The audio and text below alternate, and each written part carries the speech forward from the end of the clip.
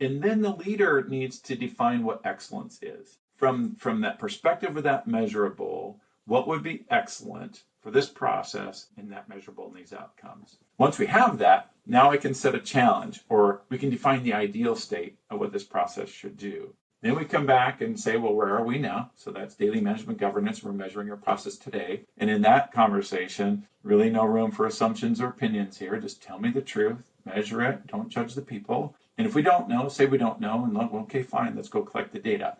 But now I know where I am, and now I know where excellence is. And typically that is, well, not typically, that is the ideal way to define a problem. The difference between what is versus what should be. And what should be is defined by our standard of excellence.